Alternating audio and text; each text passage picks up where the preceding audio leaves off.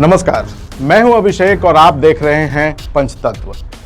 पूरा देश अब चुनावी मोड में जा रहा है। कर्नाटक का चुनाव खत्म हुआ तो राजस्थान, मध्य प्रदेश और छत्तीसगढ़ की चर्चा चलने लगी है। वो खत्म होंगे तो लोकसभा चुनाव भी नजदीक आ जाएगा। वैसे जब भी हम बात चुनाव की करते हैं तो भाजपा का नाम वैसे ही जहन में आ जाता है जैसे क्रिकेट में 5 बार की वर्ल्ड कप विजेता टीम ऑस्ट्रेलिया। वैसे तो चुनाव लड़ने की भाजपाई स्टाइल अलग सी है। पिछले 5 सालों में 31 विधानसभा चुनाव हुए हैं। इसमें भाजपा को बहुमत तो सिर्फ 6 राज्यों में ही मिली है, लेकिन भाजपा ने सरकार बनाई है 16 राज्यों में। ये कैसे हुआ, इसकी कहानी तो अलग ही है। लेकिन हम आज बात करेंगे बिहार की, जहां भाजपा ने पिछले लोकसभा चुनाव में रिकॉर्ड बनाया था। जितने सीटों पर भाजपा लड़ी उसमें सभी सीटें उसने जीती, जबकि भाजपा का गठबंधन 40 में से 39 सीटों पर कब्जा जमाने में कामयाब रहा।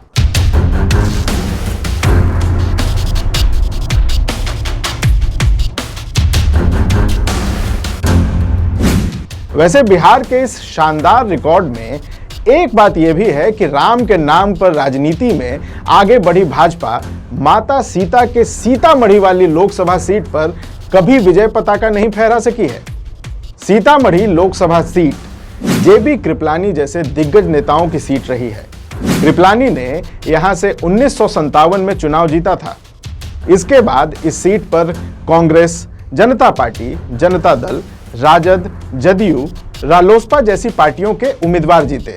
लेकिन दशकों बाद लोकसभा सीट में बहुमत में आने वाली भाजपा इस सीट पर कभी न जीती और ना ही लड़ी।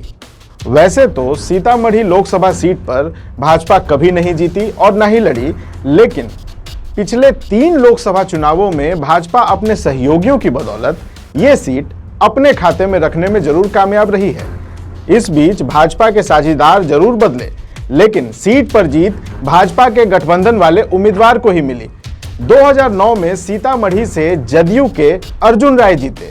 तब जदयू और भाजपा साथ थे, लेकिन 2014 में भाजपा की साथी बनी राष्ट्रीय लोक समता पार्टी के उम्मीदवार राम कुमार शर्मा ने सीतामढ़ी सीट जीती।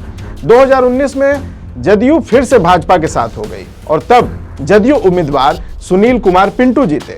वैसे 2019 में सीतामढ़ी के सांसद बने सुनील कुमार पिंटू का भाजपा से गहरा रिश्ता रहा है।